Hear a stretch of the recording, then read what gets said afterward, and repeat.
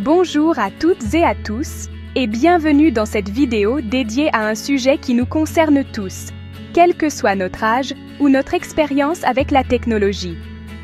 Aujourd'hui, nous allons parler d'Internet. Cet outil extraordinaire a révolutionné notre quotidien. Il nous permet de rester en contact avec nos proches, de gérer nos démarches administratives sans sortir de chez nous, de découvrir de nouvelles passions et de s'informer en quelques clics seulement. Mais derrière cette facilité et cette ouverture sur le monde, il existe aussi des risques. Internet est devenu le terrain de chasse favori de nombreux escrocs, qui profitent de la confiance et parfois du manque d'expérience de certains utilisateurs pour tenter de les piéger. Parmi les dangers les plus courants, il y a le vol d'identité. Sur Internet, certains individus mal intentionnés cherchent à s'emparer de ce que vous avez de plus précieux, votre identité, vos informations personnelles et parfois même votre argent. L'usurpation d'identité, c'est un peu comme si quelqu'un volait vos clés, entrait chez vous sans permission et se faisait passer pour vous auprès de vos amis, de votre banque ou même des autorités. Avec ces informations, un escroc pourrait ouvrir des crédits à votre nom, vider vos comptes bancaires ou encore acheter des biens en votre nom, vous laissant avec des dettes et des soucis à régler. Pire encore, il pourrait commettre des délits en se faisant passer pour vous, ce qui peut entraîner de graves conséquences juridiques et administratives. Mais rassurez-vous, il n'y a pas de fatalité. Il existe des gestes simples et efficaces pour se protéger et naviguer sur Internet en toute sécurité, sans céder à la peur. Imaginez votre identité numérique comme votre maison. Vous ne laisseriez jamais la porte grande ouverte, n'est-ce pas? Sur Internet, il faut adopter la même vigilance et verrouiller l'accès à vos informations. Cela passe par des réflexes simples, choisir des mots de passe solides, ne jamais communiquer ses codes par téléphone ou par email et se méfier des messages suspects, même s'ils semblent venir d'un proche.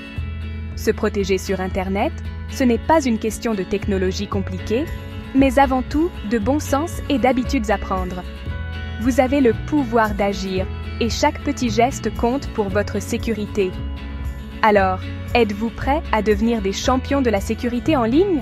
Ensemble, découvrons comment faire d'Internet un espace sûr et agréable pour tous. Allons-y.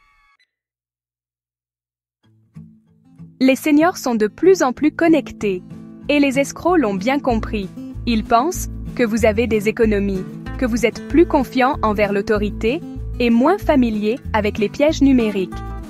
Résultat, les plus de 55 ans sont de plus en plus victimes de fraudes en ligne. Mais ce n'est pas une fatalité. En apprenant à repérer les signaux d'alerte, vous transformez cette supposée faiblesse en force.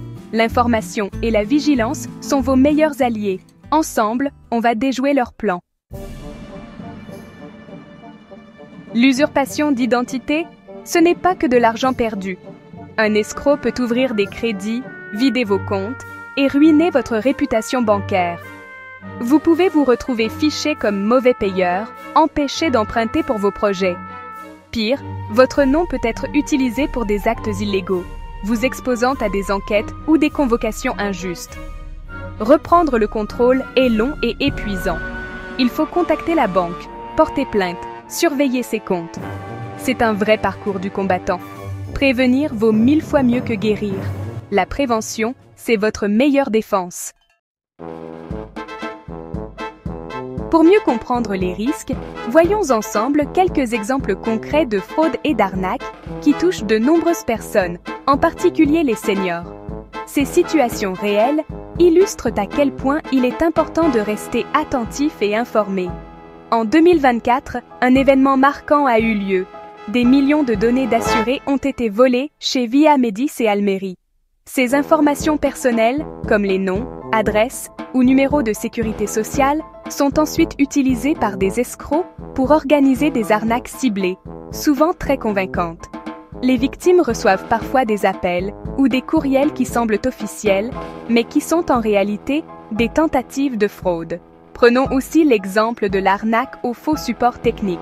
Vous recevez une alerte inquiétante sur votre ordinateur, prétendant qu'un virus a été détecté.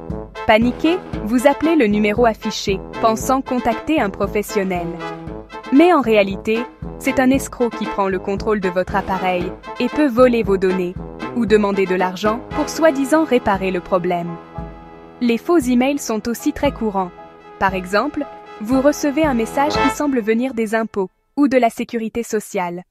On vous demande de cliquer sur un lien et de fournir vos informations bancaires ou personnelles. Ces messages sont souvent très bien imités et peuvent tromper même les personnes les plus prudentes. Une autre arnaque fréquente vise l'émotion. Le faux petit enfant en détresse. Vous recevez un appel ou un message urgent d'une personne prétendant être un proche en difficulté, demandant de l'argent rapidement. Sous le choc, il est facile de vouloir aider sans vérifier l'identité de l'appelant. Les fraudeurs sont de plus en plus créatifs et savent parfaitement exploiter la confiance, l'urgence ou l'émotion pour manipuler leurs victimes. Ils adaptent leurs méthodes en fonction des actualités et des nouvelles technologies, rendant leurs pièges toujours plus difficiles à détecter. Pour se protéger, il est essentiel de rester vigilant face à toute demande inhabituelle, de prendre le temps de vérifier l'information et de ne jamais hésiter à demander conseil à un proche ou à un professionnel avant d'agir. Si vous pensez être victime, agissez vite. Ne laissez pas la panique vous submerger. Chaque minute compte pour limiter les conséquences. Restez calme, respirez profondément et préparez-vous à suivre ces étapes essentielles pour protéger vos finances et vos informations personnelles. Contactez immédiatement votre banque pour faire opposition et surveiller vos comptes. Expliquez la situation en détail à votre conseiller. Demandez le blocage de vos moyens de paiement compromis et vérifiez les dernières opérations. N'hésitez pas à demander un suivi renforcé de vos comptes pour détecter toute activité suspecte. Déposez plainte au commissariat avec tous les éléments de preuve, email, relevé, capture d'écran. Plus votre dossier est complet, plus les autorités pourront agir efficacement. Pensez à demander une copie du dépôt de plainte, elle pourra vous être utile pour vos démarches auprès des organismes financiers ou d'assurance. Changez tous vos mots de passe, en commençant par votre messagerie et vos comptes bancaires.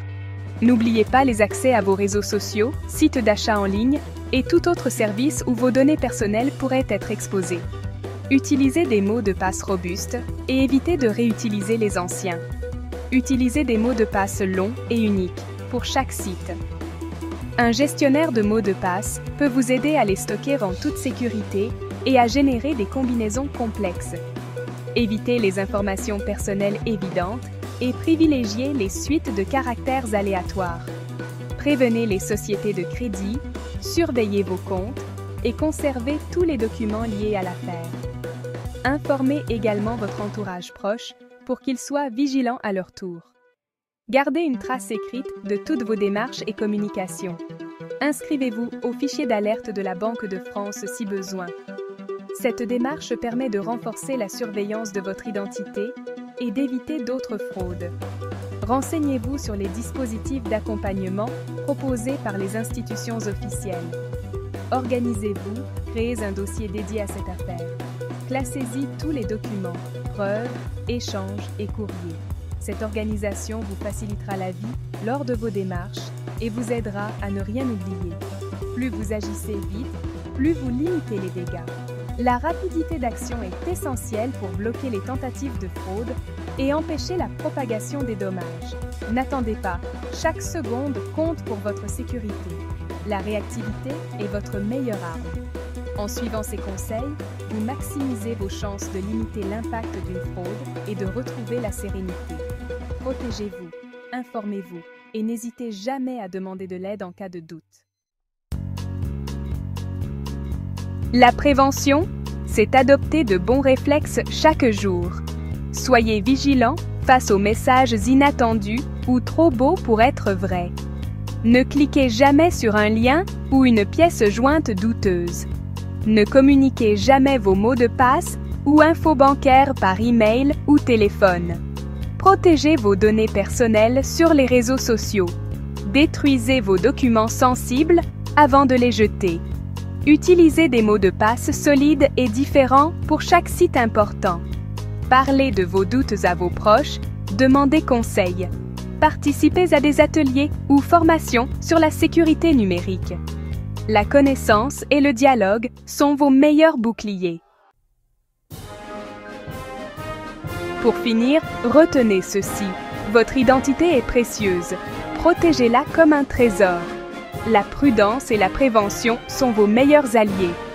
Préparez un plan d'urgence. Gardez les numéros utiles à portée de main. Parlez-en autour de vous. Partagez vos astuces. Restez solidaires. La vigilance collective est la meilleure défense. Faites confiance à votre expérience et à votre bon sens. Continuez à apprendre, à échanger et à rester curieux. Votre tranquillité d'esprit n'a pas de prix.